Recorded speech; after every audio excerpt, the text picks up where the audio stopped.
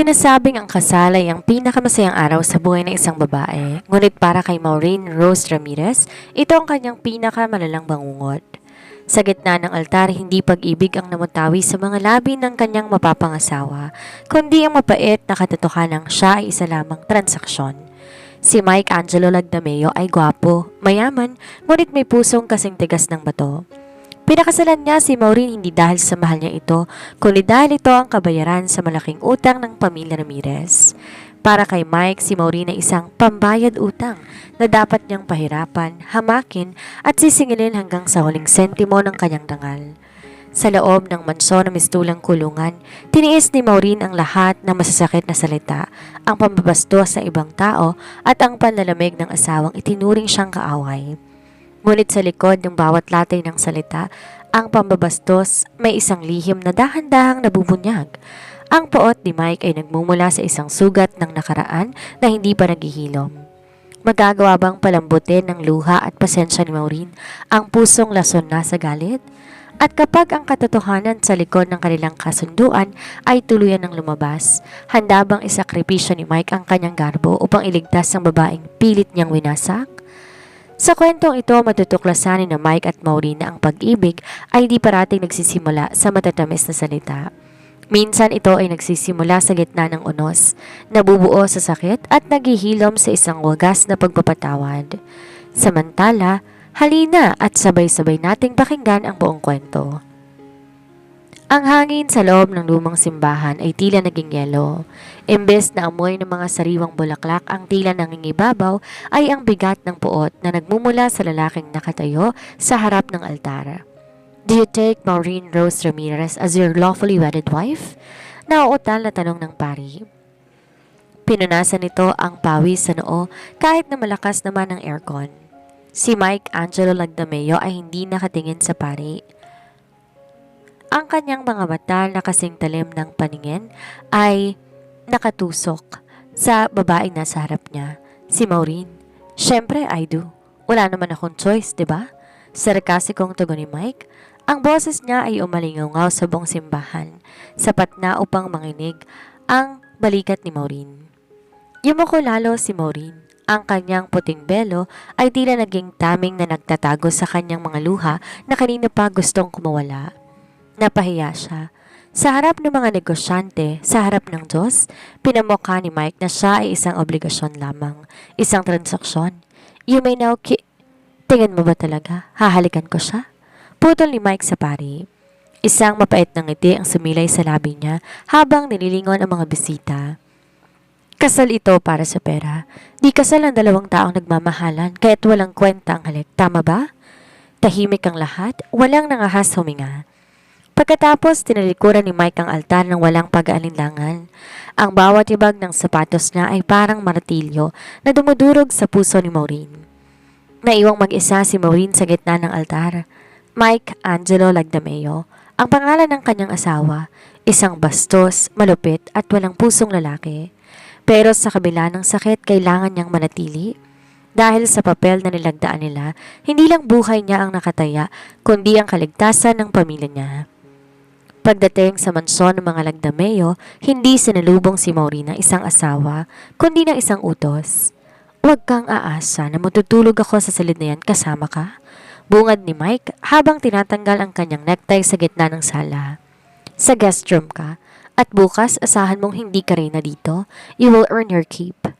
Mike, asawa mo ko, mahinang kibo ni Maureen. Damingon si Mike, ang buka ay puno ng pandidiri. Asawa?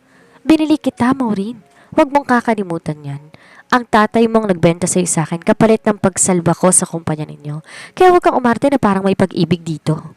Lumapit si Mike, hinawakan ang baba ni Maureen at tinaas ito ng marahas. Gagawin kong impyernong buhay mo hanggang ikaw mismo magmakaawa na iwan ako. Malamig ang sahig ng guest room kung saan ipinatapon ni Mike si Maureen, pero mas malamig ang pakikitungo ng mga kasambahay sa kanya. Sa ilalim ng utos ni Mike, walang dapat tumulong sa bagong asawa sa anumang gawaing bahay. Alas 5 pa lang ng madaling araw, nagising na si Maureen sa malakas na katok sa kanyang pinto. Hindi katok, kundi kalampag. Gising na! Kala mo ba maghapon ka magpapaganda rito? Boses yun ni Mike, baritono at puno ng otoridad.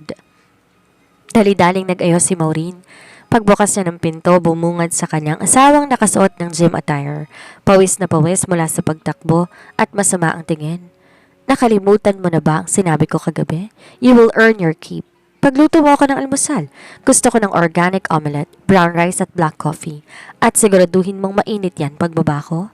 Utos ni Mike bago siya tinalikuran. Pero Mike, hindi ko alam kung nasan ang mga gamit sa kusina.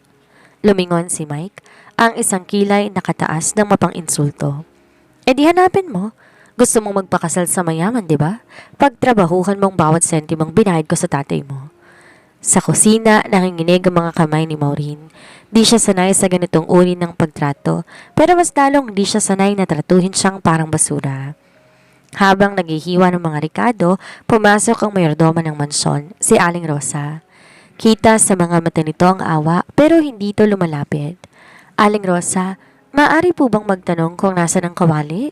Mahinang tanong ni Maureen. Bago pa makasagot ang matanda, pumasok si Mike. Rosa, bawal siyang tulungan. Hayaan mo siyang mangapa. Napayuko na lang si Maureen. Tahimik niyang tinapos ang pagluluto habang nakamasid si Mike mula sa kitchen counter. Animo isang lawi na naghihintay ng pagkakamali ng biktima. Nang maihain ang pagkain, kumuha ng isang subo si Mike. Giniya niya ito ng dahan-dahan bago biglang ibinagsak ang kutsara sa plato. Ang tunog ay parang putok ng baril sa tahimik na silid. Masyadong maalat. Parang ang pagkatao mo. Seryosong sabi ni Mike. Itapon mo yan. Ulitin mo. Mike, hindi naman maalat yan eh. Tinikman ko. Sinasagot mo na ako. Tumayo si Mike at lumapit sa kanya. Ramdam ni Maureen ang init ng katawan nito at ang bango ng kanyang perfume na humalo sa amoy ng pawis. Isang mapanganib na kombinasyon. Dito sa pamamahay ko, ako ang batas. Kung sasabihin kong maalat, maalat yan. Ulitin mo hanggang sa makuha mong panlasa ko. Napuno ng luha ang mga mata ni Maureen pero pinigilan niyang pumatak ang mga ito. Opo, susunod na po. Habang nagluluto ulit si Maureen, hindi niya napansin na nakatitig sa kanya si Mike mula sa malayo. May bahid ng pagtataka sa mga mata ng lalaki. Inasahan ni Mike na magwawala si Maureen, na magsusumbong ito sa tatay nito o kaya lalayas. Pero nanatili itong tahimik at masunurin.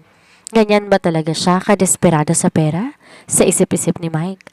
O baka naman isa lang tong palabas para makuhang loob ko. Di alam ni Mike na habang tinitingnan niya ang likod ni Maureen, may isang maliit na sugat sa daliri ang babae dahil sa pagkakamali sa hiwa. Hindi ito dumaeng, hindi ito humingi ng tulong. Doon sa maliit na tagpong yun, nagsimulang mabitak ang pader na tinayo ni Mike sa kanyang puso. Pero mabilis niya rin tong pinatigas muli. Isang linggo nang nakalipas mula na ikasal sila at ang bawat araw parang isang taon para kay Maureen.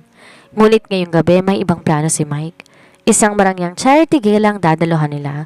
Ang unang pagkakataong lalabas sila bilang mag-asawa sa harap ng alta sa syudad.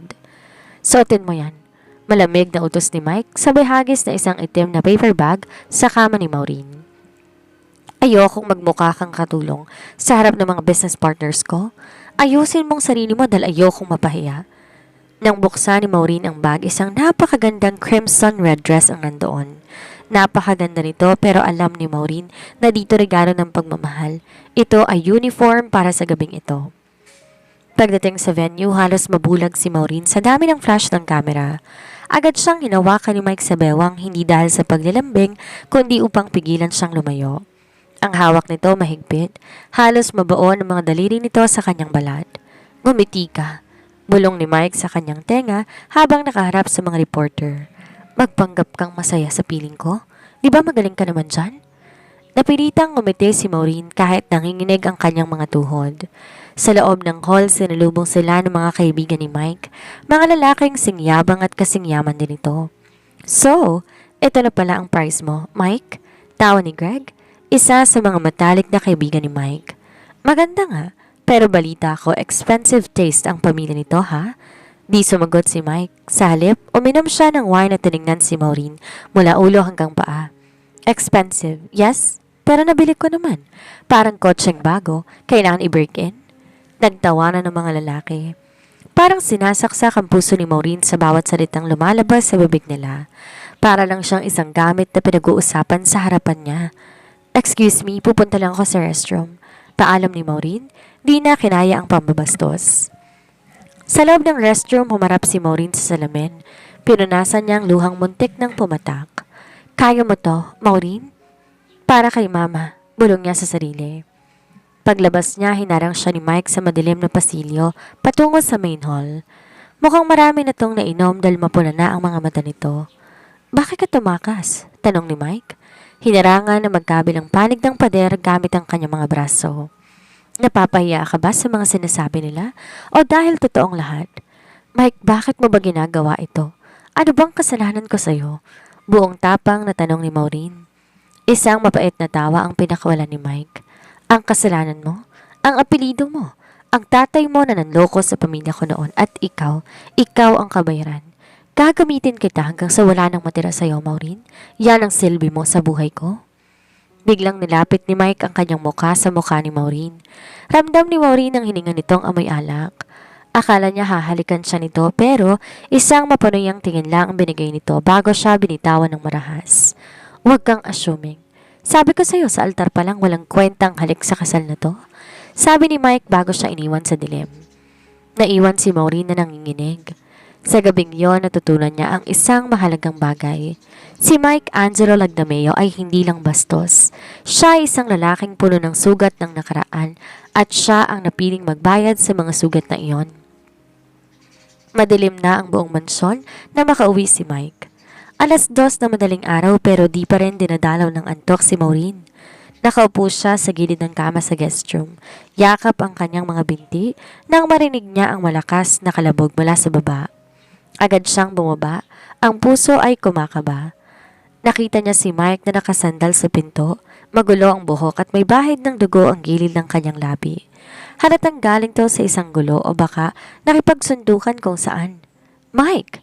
Patakbong lumapit si Maureen. Ano nangyari sa'yo? Lasing ka ba? Huwag mo kong hawakan. Singhal ni Mike. Pero hindi niya kayang itayo ang sarili. Halos bumagsak siya kung di lang siya agad sinalo ni Maureen. Sa kabila ng pagtaboy ni Mike, hindi bumitaw si Maureen. Inakay niyang asawa paakyat sa kwarto nito, ang kwartong pinagkait sa kanya. Pagpasok nila, naamoy ni Maureen ang hininga nitong puno ng alak, pero mas nahingibabaw ang amoy ng dugo. Nihiga niya si Mike sa kama. Akma sanang kukuha ng first aid kit si Maureen na biglang hawakan ni Mike ang kanyang pulso. Mahigpit ang hawak nito, parang natatakot na iwan siya. Bakit mo ito ginagawa? Bulong ni Mike, pikit ang mga mata. Dapat galit ka sa akin. Dapat sinusumpa mo ko. Asawa mo ko, Mike. Yun ang sumpa ko. Mahinang sagot ni Maureen, habang dahan-dahang tinatanggal ang kamay nito para kumuha ng maligamgam na tubig at bulak. Habang nililinis ni Maureen ang sugat sa labi ni Mike, titingnan niya ang mukha ng asawa. Sa ganitong pagkakataon, habang tulog o lasing ito, mawawala ang bagsik sa kanyang mga mata. Mukha lang siyang isang batang naliligaw. Bigla, naging malalim ang paghinga ni Mike. Nagsimula siyang magsalita sa kanyang paghalinghing. Mga salitang hindi niya kailanman sasabihin ng gising. Kasalanan nila. Kinuha nila ang lahat sa amin. Ungol ni Mike. Papa, bakit mo kami iniwan? Bakit mo hinayaang lokohin tayo ng mga Ramirez? Napatigil ang kamay ni Maureen. Ang tatay niya ang tinutukoy ni Mike. Dito niya naintindihan ang galit ni Mike ay hindi lang dahil sa utang, kundi dahil sa isang lumang sugat na nagwasak sa pamilya Lagdameo taon na ang nakakalipas.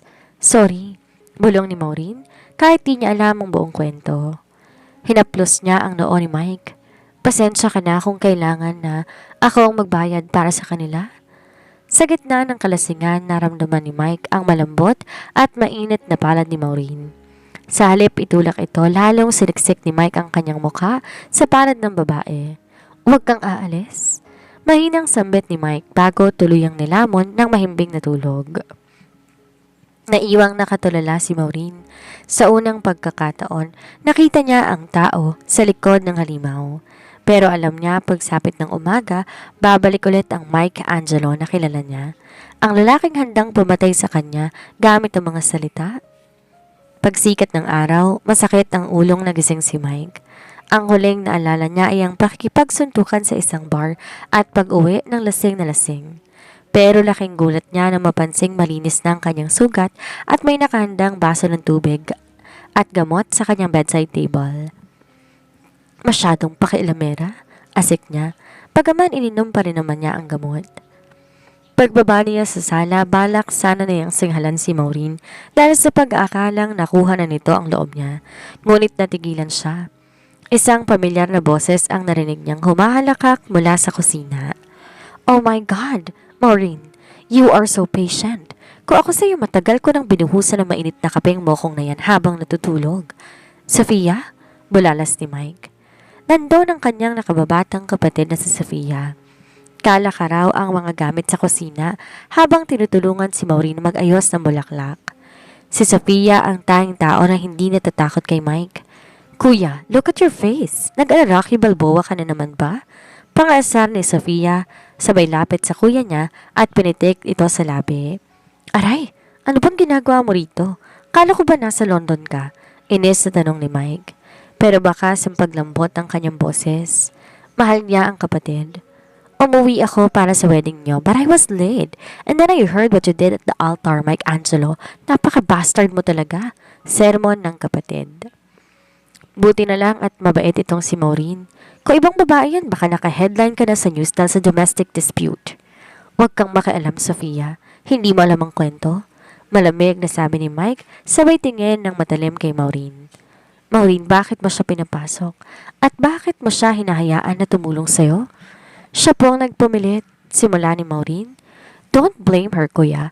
I forced myself in. At simula ngayon, dito muna ako titira. I want to make sure you're treating her like your wife or a human being, not a slave, deklara ni Sofia. Sa pagkaina, naging masigla ang paligid dahil kay Sofia. Napansin ni Mike kung paano ngumiti si Maureen. Isang tunay ng ngiti na hindi niya nakita noong kasal nila. Ang ngiting iyon, tila may kung anong kurot na ibinibigay sa kanyang dibdib. Kuya, stop staring at her and eat your breakfast. Puna ni Sofia. Nabigla si Mike at agad ibinaling ang tingin sa dyaryo. Hindi ko siya tinitingnan. Tinitingnan ko lang kung maayos bang pagkakaluto ng itlog. Whatever. Irap ni Sofia. Anyway, Maureen, mamaya, samahan mo ako sa mall. We need to buy you some clothes. Yung mga damit mo ngayon, masyadong plain. You are a Lagdameo now. You should look like one. Hindi siya aalis? Singal ni Mike. Marami siyang gagawin dito sa bahay. Like what? Maglinis ng bintana? May mga katulong tayo, Mike. Stop being a jerk. Sagot ni Sofia. Maureen, go get ready. My treat. Hindi na nakakibo si Mike. Pinanood niya ang dalawa na mag-usap na parang magtagal ng magkaibigan. Sa loob-loob niya nagagalit siya dahil unti-unti nawawala ang kontrol niya sa sitwasyon. Ang plano niyang gawing impyerno ang buhay ni Maureen tila nagugulo dahil sa presensya ng kanyang kapatid. Nang makaalis ang dalawa, naiwan si Mike sa tahimik na mansyon. Pumasok siya sa kwarto ni Maureen, ang guest room na maliit at payak. Napansin niya sa tabi ng una ng isang maliit na litrato ng isang matandang babae. Ang ina ni Maureen, may nakasulat sa likod ng litrato. Para sa gamot mo, ma, kakayanin kong lahat. Biglang nakaramdam ng bigat sa dibdib si Mike. Kakayanin lahat? Kahit ang saktan ko siya araw-araw? Sa unang pagkakataon, ang puot na naramdaman niya para sa mga Ramirez ay nagkaroon ng lamat. Ang mall, puno ng tao, pero dahil kasama ni Maureen si Sofia, tila nahahawi ang lahat. Bitbit ang sandamakmak na paper bags, hinarap ni Sofia si Maureen sa loob ng isang mamahaling boutique. You look stunning, Maureen. Bagay na bagay sa iyong emerald green dress na yan. Puri ni Sofia habang pinagmamasdan ng hipag sa harap ng salamin. Salamat, Sofia, pero nakakahiya na. Ang dami mo nang binili para sa akin. Mahiyain namang tugon ni Maureen. Sa unang pagkakataon, naramdaman niya na may nagpapahalaga sa kanya sa pamilyang pinasukan niya. Ngunit ang gaan ng loob na yon, biglang napalitan ng kaba nang may tumigal na bulto sa likuran nila. Isang matangkad na babae, balot ng mamahaling alahas at suot ay isang mapang-insultong ngiti. Well, well, well, look who's here. The bargain bride of the Lagdameos? Wika ng babae. Cassandra, matalim na sambit ni Sofia. What are you doing here? Si Cassandra ang dating kasintahan ni Mike. Ang babaeng inasahan ng lahat na pakakasalan nito bago nangyaring eskandalo sa pamilya Ramirez. Lumingon si Cassandra kay Maureen. Tiningnan to mula ulo hanggang paa na parang isang dumi sa kalsada. So, ito pala ang pinalit sa akin ni Mike. Isang hamak na anak ng magnanakaw? Tumawa si Cassandra, sapat para marinig ng ibang tao sa butik. Balita ko pinakasalan ka lang niya para paghigantihan ng tatay mo. How does it feel, Maureen? Ang maging punching bag ng galit ni Mike. Namutla si Maureen. Gusto niyang sumagot pero tila siya nawalan ng boses. Ang bawat salita ni Cassandra ay parang asin sa kanyang mga sariwang sugat. Shut up, Cassandra. Wala kang alam. Sigaw ni Sofia. Oh, I know everything, Sofia. Alam ko kung paano diring-diri si Mike sa kanya. I saw him last night at the bar, and he told me how much he regrets having this creature in his house. Pagsisinungaling ni Cassandra para lalong saktan si Maureen. Di na nakatagal si Maureen. Binitawan niya ang mga bitbit na paper bags at patakbong lumabas ng butik. Rinig niya ang tawag ni Sofia pero hindi siya lumingon. Nagtuloy-tuloy siya sa parking lot, humihingal at doon tuluyan ng bumuhos ang mga luhang kanina pa niya pinipigilan. Pag-uwi sa mansyon, sinalubong sila ni Mike na seryosong nagbabasa sa sala. Napansin niya agad ang namumulang mga mata ni Maureen na agad dumiretso sa guest room nang hindi siya tinitingnan. What happened? Tanong ni Mike kay Sofia, galit na pumasok. Your ex happened, Mike. Nakasalubong namin si Cassandra at kung ano-anong sinabi niya kay Maureen. Pinahiya niyang asawa mo sa harap ng maraming tao. Sigaw ni Sofia.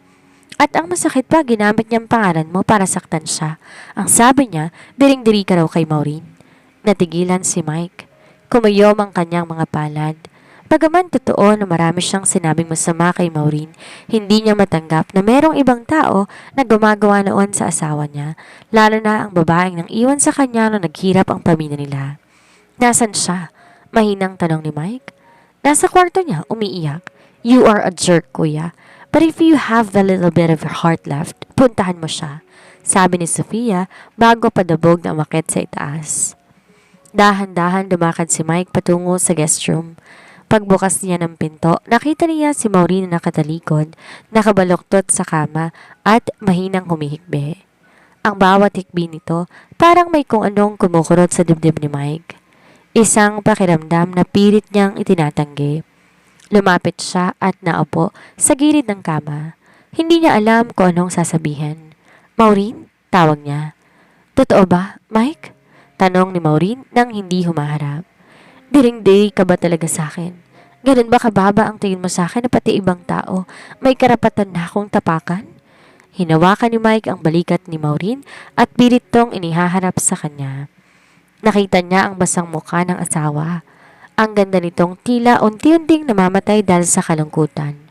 Cassandra is a liar, seryosong sabi ni Mike. Ang kanyang boses ay wala ng halong panunuya. Galit ako sa pamilya mo, Maureen. Galit ako sa nangyari sa nakaraan, pero hindi ko sinabing may karapatan ng sino mang saktan ka bukod sa akin. Isang kakaibang pangungusap pero para kay Mike, yun ang pinakamalapit na depensa na kaya niyang ibigay. Inabot niya ang pisngi ni Maureen. Pinunasan ang luha nito gamit ang kanyang hinlalaki. Huwag mong hahayaang malitiin ka nila. Ikaw ang asawa ni Mike Angelo Lagdameo. Walang sino man ang may karapatan na magpaiyak sa'yo. Hindi nila may paliwanag maliban sa akin. Sa sandaling iyon, nagtagpo ang kanilang mga mata. Ang galit ay panandaliang nahalinhan ng isang kuryenteng di nila maipaliwanag. Pero bago pa man may mangyari, agad na bumitaw si Mike at tumayo. Mag-ayos ka. May pupuntahan tayo? Utos niya. Saan? Takang tanong ni Maureen. Pupuntahan natin si Cassandra. Walang sino mang humahamak sa asawa ko at nakakalasot ng ganun lang. Malamig na banta ni Mike, habang ang kanyang mga mata ay nagnininga sa galit.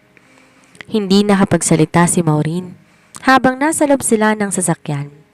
Ang bilis ng pagpapatakbo ni Mike ay tila refleksyon ng tensyong namumuo sa loob nito. Tumigil sila sa harap ng isang sikat na restaurant kung saan madalas tumambay ang mga socialites katulad ni Cassandra.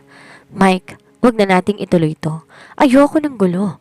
Pakiusap ni Maureen, hawak ang braso ng asawa. Hindi ito gulo, Maureen. Ito ay pagtutuwid. Tipid na sagot ni Mike.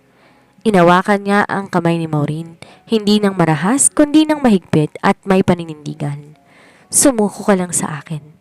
Pagpasok nila sa restaurant, agad na nakuha nila ang atensyon ng lahat. Nakita nila si Cassandra na masayang nakikipagkwentuhan sa kanyang mga kaibigan.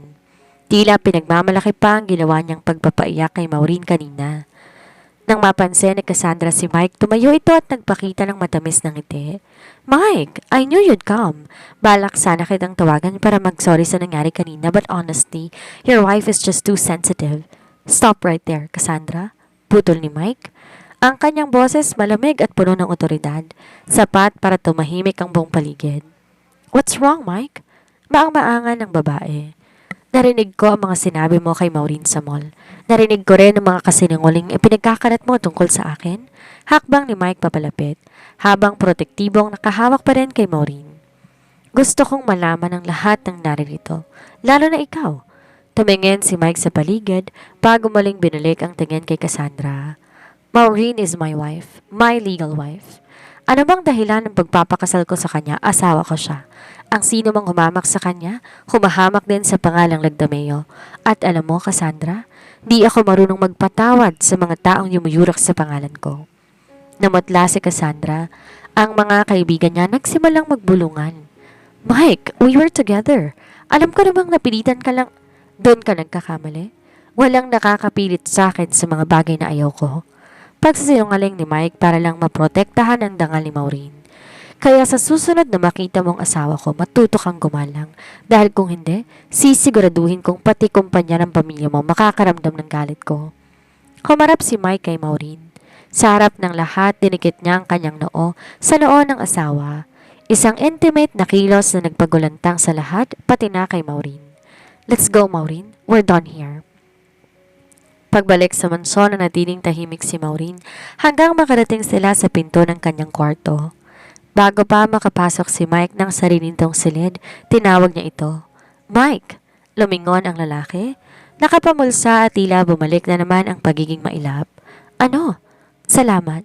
Salamat sa pagtatanggol sa akin. Hindi sumagot si Mike. Tiningnan niya lang si Maureen ng matagal. May gusto siyang sabihin, may gusto siyang aminin na ang totoo. Nasaktan din siya na malamang inipa ito pero nanaig ang kanyang pride. Huwag mong bigyan ng malalim na kahulugan yon. Ginawa ko lang yon para sa reputasyon ko. Malamig niyang sabi bago isara ang pinto. Ngunit sa loob ng kanyang kwarto, napasandal si Mike sa pinto at napahawak sa kanyang dibdib. Ang mabilis na tibok ng puso niya, hindi dahil sa galit kay Cassandra, kundi dahil sa haplos ng kamay ni Maureen kanina. Samantala, sa guest room, napansin ni Maureen na isang maliit na box sa ibabaw ng kanyang unan. Nang buksan niya ito, isang simpleng gintong locket ang nandoon. Walang sulat, walang pangalan, pero alam niya na kay Mike galing iyon. Nang buksan niyang locket, nagulat siya. Walang picture doon, kundi isang maliit na papel na may nakasulat na, You are more than a transaction. Napaiyak si Maureen. Pero sa pagkakataong to, hindi dahil sa sakit, kundi dahil sa kaunting pag-asa na baka sa likod ng lahat ng puot ay may puwang pa para sa pagmamahal.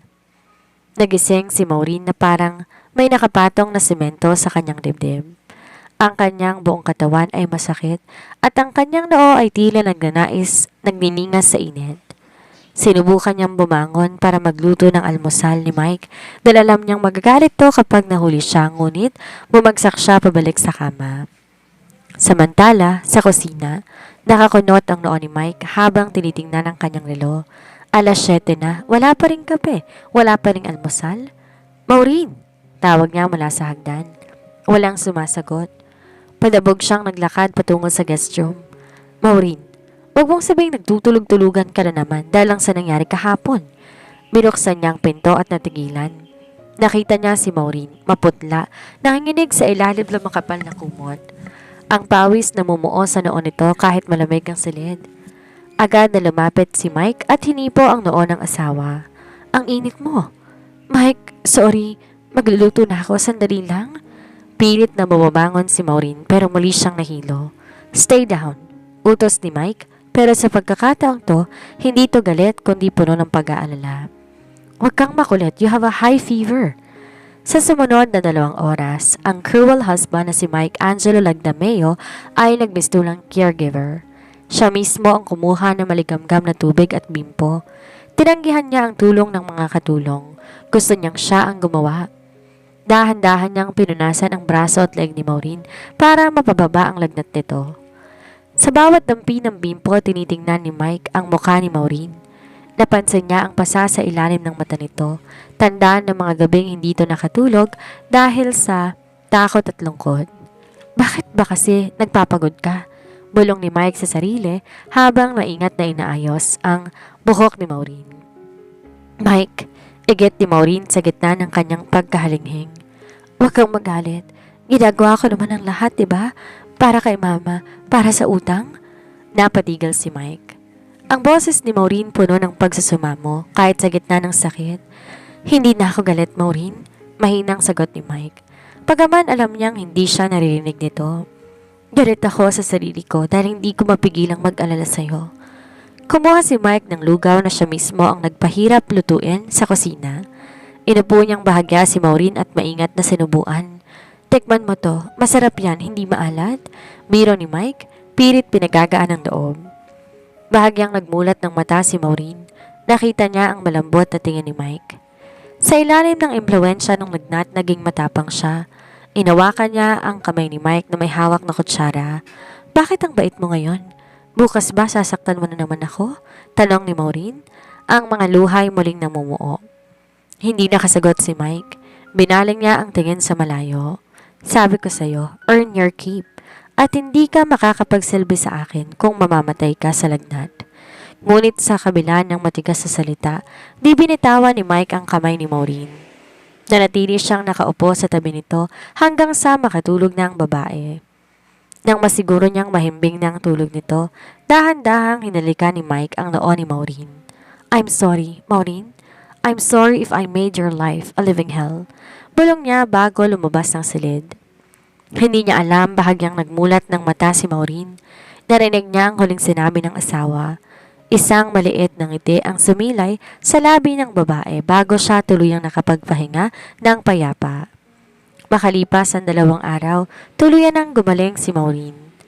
Nagulat siya ng pagbaba niya ng kusina, hindi utos ang sumalubong sa kanya kundi isang maikling pahayag mula kay Mike na nakabihis ng formal. Mag-ayos ka, kakain tayo sa labas? Sabi ni Mike habang hindi makatingin sa kanya. May gala ba tayong dadaluhan? Kailangan ko bang magsuot ng gown? Tanong ni Maureen. Iniisip na baka kailangan na naman niyang maging palamuti. No, just a simple dinner. Tayong 2 lang.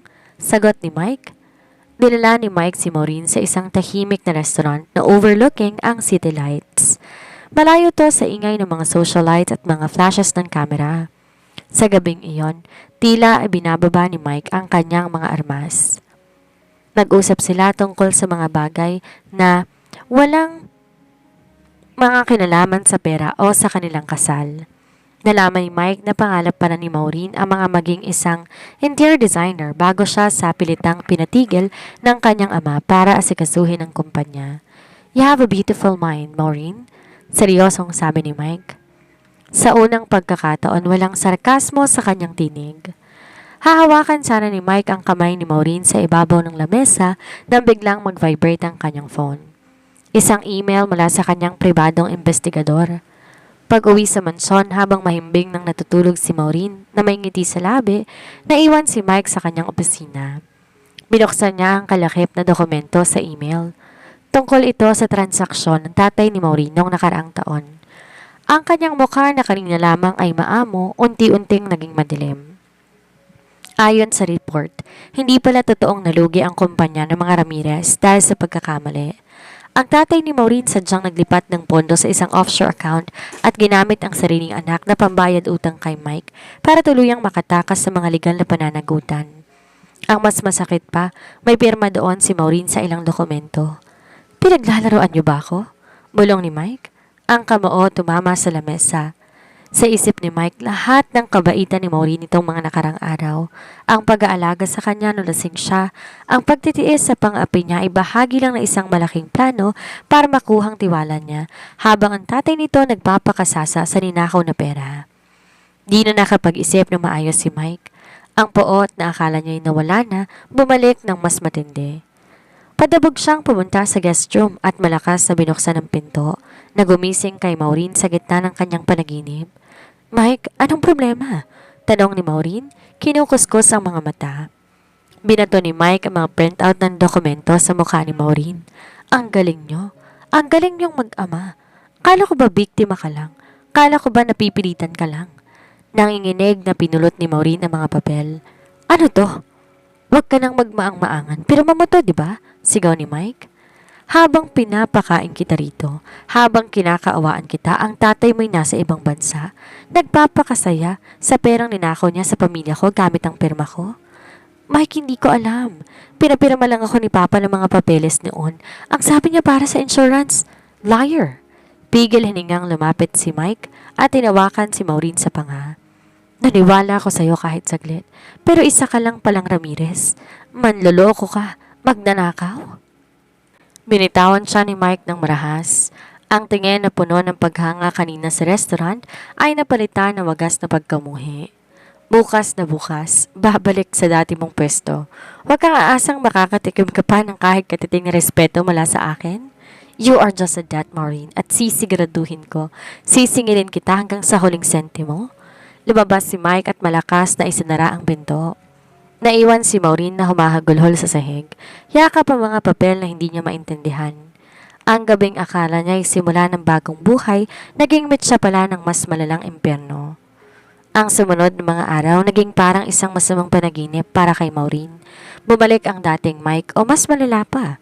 Hindi na siya kinakausap nito at kung kakausapin man, ang mga salita nito'y tila latigo na humahagupit sa kanyang pagkatao.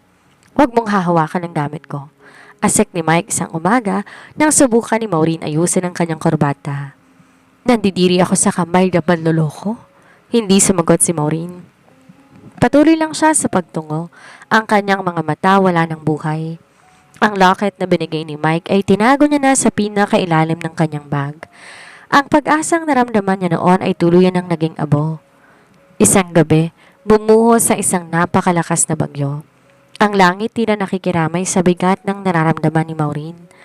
Habang nasa gitna ng paglilinis, nakatanggap siya ng tawag mula sa ospital. Ma'am, kailangan po ninyong pumunta rito. Ang mama ninyo, biglang bumaba ang vitals niya. Kailangan siyang operahan agad? Sabi ng nurse sa kabilang linya. Nataranta si Maureen. Wala siyang pera, wala siyang sasakyan, at ang bagyo sa labas ay mapanganib. Sinubukan niya na tawagan si Mike pero hindi nito sinasagot ang kanyang mga tawag. Mukhang nakablock na ang numero niya.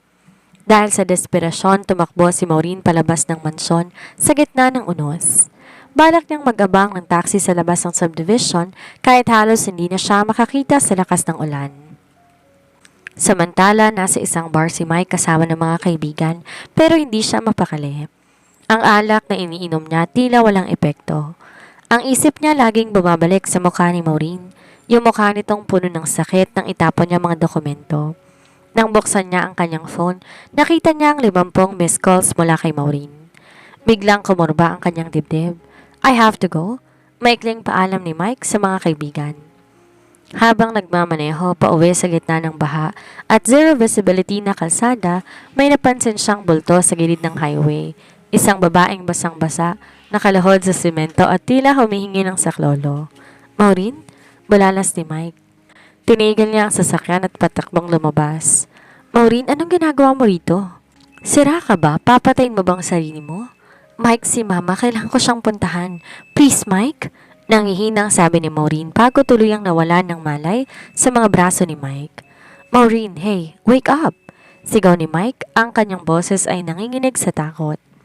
Sinakay niya si Maureen sa kotse, mabilis na nagmaneho patungo sa ospital. Sa bawat segundong lumilipas ang galit ni Mike, napapalitan ng isang matinding pagsisisi. Inawakan niya ang malamig na kamay ni Maureen habang nagmamaneho. Please, Maureen, don't do this to me. Huwag kang bibitaw. Galit ako, oo, pero di ko kayang mawala ka. Bulong niya. Ang mga luha humahalo sa patak ng ulan sa kanyang mukha. Pagdating sa ospital, agad sinugod sa emergency room si Maureen dahil sa hypothermia at sobrang pagod. Naiwan si Mike sa hallway, mag-isa, basang-basa at durog ang puso. Doon niya napagtantong isang katotohanan na pilit niyang tinago. Kahit ano pa ang gawin ng pamilya Ramirez, hindi niya kayang kamuhian ang babaeng to dahil ang galit niya hindi nagaling sa puot kundi galing sa takot na baka ang tanging taong nagparamdam sa kanya ng tunay na kalinga ay mawala dahil sa sariling kalapitan. Ang amoy ng gamot at tunog ng heart monitor ang sumalubong sa pagkamalay ni Maureen. Mabigat ang kanyang mga talukap at ang bawat bahagi ng kanyang katawan tila bugbog. Nang dahan-dahan niyang idilat ang kanyang mga mata, ang una niyang nakita si Mike. Nakaupo sa tabi ng kanyang kama, nakayuko at mahigpit na hawak ang kanyang kamay. Mike, mahinang tawag niya. Agad nag-angat ng tingin si Mike. Ang kanyang mga mata ay mapula at may matalim na itim sa ilalim. Wala nang bakas ng pagiging mapagmataas na lagdameo. Maureen, thank God gising ka na, bulalas ni Mike. Akma siyang tatayo para tumawag ng nurse pero pinigilan siya ni Maureen. Si Mama, nasan si Mama? Bakas ang takot sa boses ng babae. Sandaling natigilan si Mike bago huminga ng malalim. Ligtas siya, Maureen? Tapos na ang operasyon. Ako nang aasikaso sa lahat ng bayarin. Inilipat ko na rin siya sa isang private suite dito sa ospital para mas mabantay ng maayos. Nakahinga ng maluwag si Maureen pero mabilis ding pinalitan ng lungkot ang kanyang mukha. Bakit mo ginawa yon? Ang sabi mo diring-diring ka sa amin. Sabi mo sisinginin mo ko hanggang sa huling sentimo. Yumuko si Mike. Ang kanyang mga balikat tila bumagsak sa bigat ng hiya. Patawarin mo ko, Maureen. Nung nakita kita sa gitna ng bagyo, parang tumigil ang mundo ko. Doon ko naintindihan na wala akong pakialam sa pera, sa kumpanya o sa ginawa ng tatay mo. Ang mahalaga lamang ay ikaw. Pero ang mga dokumento, ang pirma ko, I investigated further. Putol ni Mike. Habang nasa ER ka, tinawagan ko ang dati mong sekretary at ang abogado ng tatay mo. Nalaman kong niloko ka rin niya. Ginamit niyang trust mo para papirmahan ka sa mga dokumentong hindi mo naiintindihan. Biktima ka rin, Maureen, at ako? Ako ang naging pinakamalalang kaaway mo sa oras na kailangan mo ng kakampi. Humarap si Mike sa kanya. Ang mga mata puno ng pagsasumamo. Maureen, alam kong napakahirap magpatawad. Alam ko ginawa kong impyerno ang buhay mo, pero handa akong maghintay. Handa akong gawin lahat para mabawi lahat ng luhang dilulot ko sa'yo. Umiling si Maureen habang lumuluha. Masyadong masakit, Mike. Hindi ko na alam kung alin ang totoo at alin ang palabas ng. Hindi to palabas? Seryosong sabi ni Mike. Kinuha niyang isang maliit na folder mula sa kanyang bag at ibinigay ito kay Maureen. Ito ang mga annulment papers. Nilagdaan ko na yan. Nanlaki ang mga mata ni Maureen. Ano? Binibigyan kita ng kalayaan. Kung gusto mong umalis, hindi kita pipigilan. Ang bahay para sa mama mo at lahat ng gastos sa pagpapagamot niya ay bayad na. Hindi mo na kailangan magbayad sa akin. You're free, Maureen Rose. Tumayo si Mike at tumakbang patungo sa pinto. Iwan mo na lang ang papel sa table kung gusto mo nang tapusin to. Deserve mong isang lalaking hindi ka sasaktan kahit hindi ako yon. Naiwan si Maureen na hawak ang pluma at ang mga papeles. Ito ang pagkakataong hinihintay niya, ang makaalis sa piling ng halimaw. Pero bakit sa halip na saya, isang matinding kirot sa dibdib ang nararamdaman niya habang pinapanood ang papalayong likod ni Mike. Isang buwan nang nakalilipas mula nang lisanin ni Maureen ang wanso ng mga lagdameo. Hindi niya nilagdaan ang annulment papers, hindi dahil sa gusto niyang manatiling asawa ni Mike, kundi dahil di pa siya handang magdesisyon. Nanirahan siya sa maliit na apartment malapit sa ospital kung saan nagpapagaling ang kanyang ina. Nagsimula siyang magtrabaho bilang isang freelance design consultant. Simple ang buhay, malayo sa rangya pero payapa. Ngunit sa bawat gabi na mag-isa siya, di niya maiwasang hanapin ang amoy ng perfume ni Mike o ang baritono nitong boses, gaano man to kalupit noon. Maureen, may nagpadala na naman ng groceries para sa iyo, sabi ng kanyang mama Rose habang nakaupo sa wheelchair. At ang sabi ng hospital admin, fully paid na raw ang susunod na therapy ko. Si Mike pang gumagawa nito? Napabuntong hininga si Maureen. Alam niya ang sagot.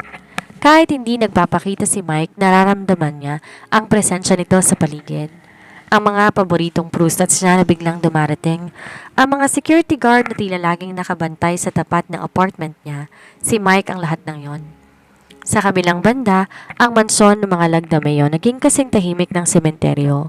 Si Mike naging workaholic. Hindi siya natutulog, laging nasa opisina at bihira lang kung kumain. Kuya, stop this. Sermon ni Sofia habang pinapanood ang kuya niyang nakatitig sa portrait ni Maureen sa kanyang phone. If you love her, go get her. Di yung para kang multong nagbabantay sa malayo. Nasaktan ko siya ng sobra, Sofia. Mahinang sagot ni Mike. Ang makita ko, baka makadagdag lang sa trauma niya. Sapat na sa akin na alam kong ligtas siya at kumakain ng maayos. Pero hindi siya masaya, kuya. Nakita ko siya kahapon, she looks empty, just like you. Napatigil si Mike. Empty? Yun ang huling bagay na gusto niyang maramdaman ni Maureen. Isang gabi habang naglalakad pa uwi si Maureen wala sa trabaho, biglang bumuhos ang ulan. Agad siyang sumilong sa isang saradong shop. Nilalamig siya at ang trauma ng gabi na muntik na siyang mamatay sa ulan ay muling nagbalik. Napayakap siya sa kanyang sarili, nanginginig. Biglang may tumakip na Amerikana sa kanyang mga balat. Isang pamilyar na init, isang pamilyar na bango. Napaangat ng tingin si Maureen. Basang-basa rin ito. Hawak ang isang payong na kanina pa nakatapat sa kanya nang hindi niya napapansin. Mike, huwag kang matakot. Narito ako para siguraduhin hindi ka mababasa. Sabi ni Mike, ang boses ay puno ng pag-aalala. I promise hindi kita kukulitin. Ihahatid lang kita sa pinto mo pagkatapos aalis na ako. Naglakad sila ng tahimik. Ang payong mas nakatapat kay Maureen, kaya naman ang kalahati ng katawan ni Mike basang-basa na. Nang makarating sila sa tapat ng apartment, tumigil si Maureen. Bakit mo to ginagawa? Sabi mo malaya na ako, tanong ni Maureen. Malaya ka na ngang umalis sa akin, Maureen, pero di ako malayang tumigil sa pagmamahal sa'yo, tapat na sagot ni Mike. Ang kanyang mga mata nagsusumamo. I am not asking for a second chance right now. I just want to make sure you're okay. Tinalikuran na siya ni Mike para lumakad palayo sa ulan. Pero sa pagkakataong to, di na nakapagpigil pa si Maureen. Tumakbo siya at niyakap si Mike mula sa likuran. Ang daya mo, iyak ni Maureen. Siniksik ang mukha sa basang likod ni Mike. Matapos mong durugin ang puso ko, ngayon naman, paparamdam mo na hindi mo kayang mabuhay nang wala ka? Ang daya mo, Mike Angelo. Napatigil si Mike. Dahan-dahan siyang humarap at niyakap na mahigpit si Maureen. Isang yakap na puno ng pagsisisi, pangungulila at higit sa lahat pag-ibig. Ang mansyon ng mga Lagdameo ay hindi na malamig at madilim. Sa pagbabalik ni Maureen, di na nagkaroon ng buhay ang bawat sulok nito. Wala ng mga utos, wala ng mga sigaw. Ang dating guest room ay iniwan na ni Maureen dahil dinala na siya ni Mike sa kanilang tunay na silid bilang tunay na mag-asawa. Hindi ko nahahayaang manginig ka sa takot sa bahay na ito, bulong ni Mike habang magkayakap sila sa ilalim ng mga bituin sa balkonahe. Ngunit ang katahimikan ay panandalian lamang. Kinabukasan, habang wala si Mike sa bahay, isang di naasahang bisita ang dumating. Si Robert Ramirez, ang tatay ni Maureen. Haggard, marungis at halatang nagtatago sa batas. Nang makita niya si Maureen, agad siyang lumuhod at umiyak. Anak, Maureen, tulungan mo ko? Pagsasumamo ni Robert. Nahanap ako ng mga pinagkakautangan ko. Papatay nila ako kapag di ako nagbayad. Alam kong mahal ka ni Mike, humingi ka ng pera sa kanya, kahit 10 milyon lang. Napaatras si Maureen. Ang galit at sakit na akala niya ay kinalimutan na niya ay muling nag-alam. Papa, pagkatapos mong ibenta ang buhay ko, pagkatapos mong lokohin ang pamilya Lagdameo at iwan si mama na nag-aagaw buhay, may kapal ka pa ng mukhang magpakita rito? Anak, ginawa ko lang yun para sa atin. Para sa sarili mo, sigaw ni Maureen. Saktong bumukas ang pinto at pumasok si Mike. Kumayom ang kamao ni Mike na makita si Robert. Ang galit na pilit niyang sinusupil ay tila gustong sumabog.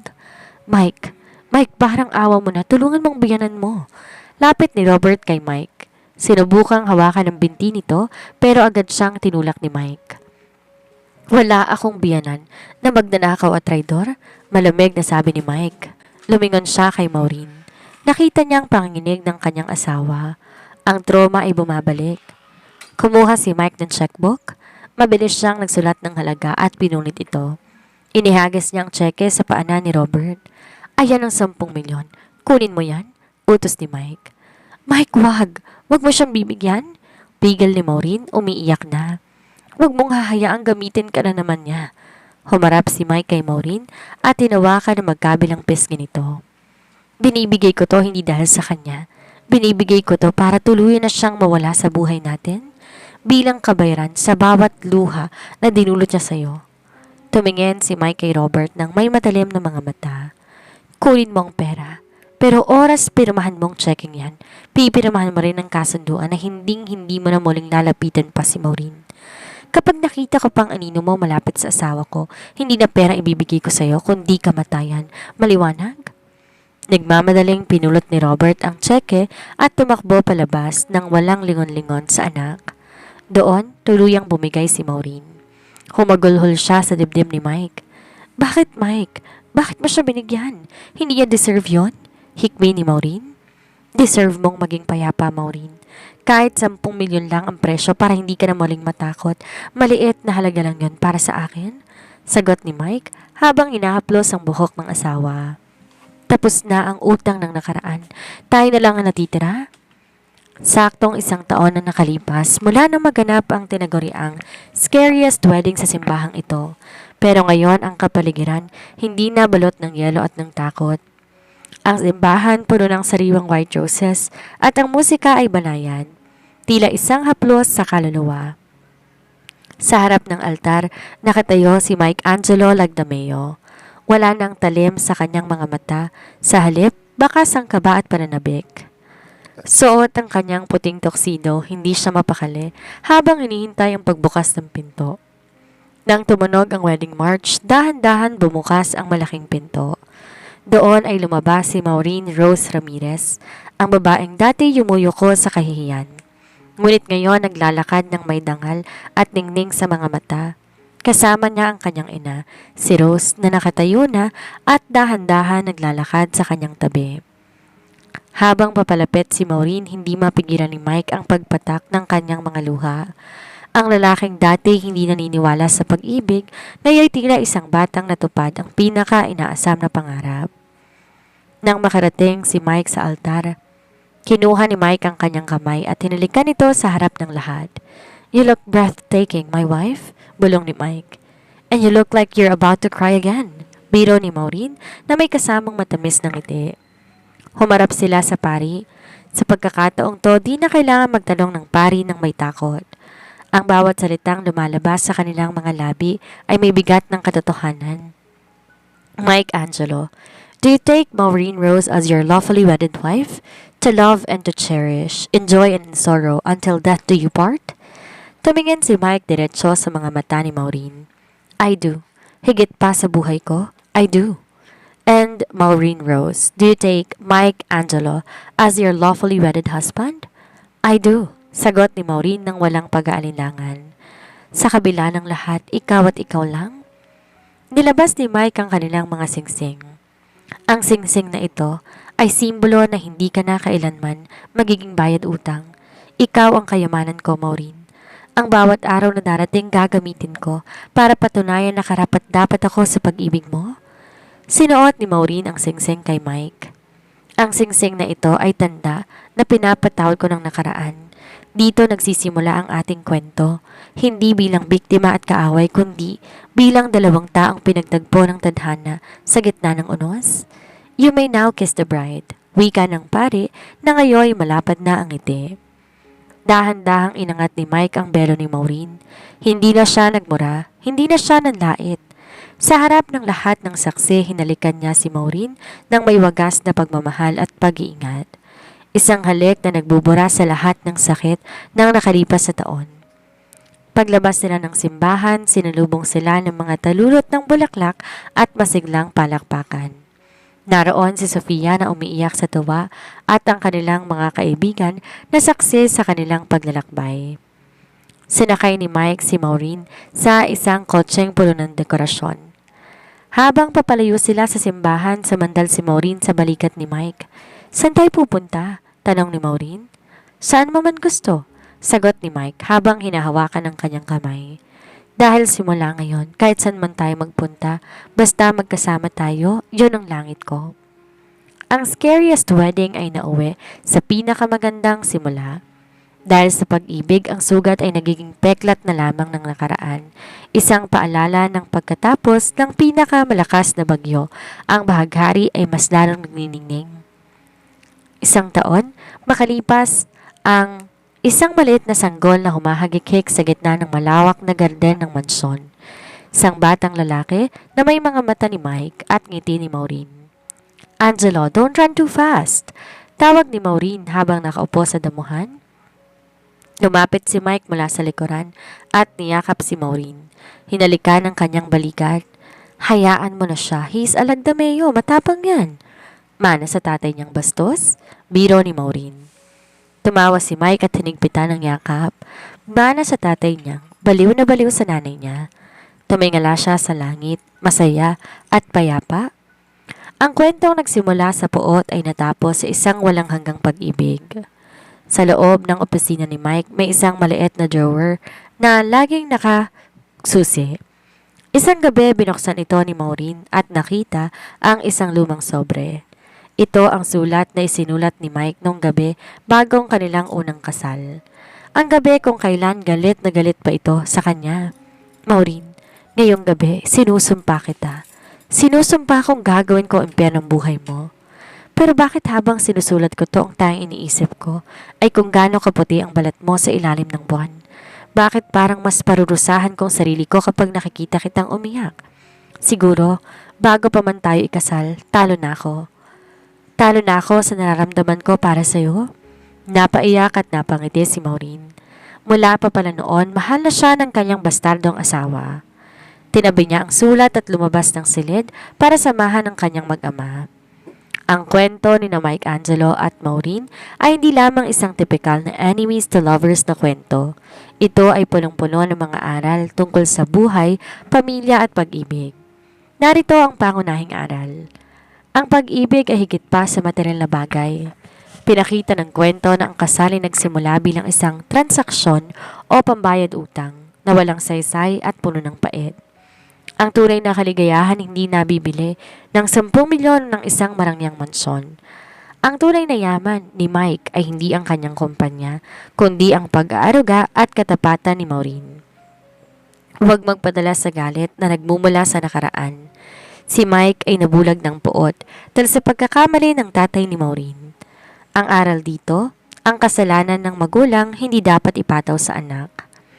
Halos mawala kay Mike ang pagkakataong lumigaya dahil sa pilit niyang paghihigante sa isang taong wala namang kinalaman sa kasalanan ng iba. Ang kapangyarihan ng pagpapatawad. Pinakita ni Maureen na ang pagpapatawad ay hindi tanda ng kahinaan, kundi ng katatagan. Pinatawad niya si Mike sa kabila ng kalupitan nito at pinatawad niya ang sariling ama para sa sariling kapayapaan. Ang pagpapatawad ang susi upang makalaya sa impyerno ng nakaraan.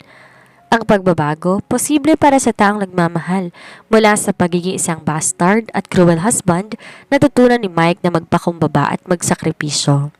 Ang mensahe dito, walang pusong bato na hindi kayang palambutin ng tunay na pagmamalasakit.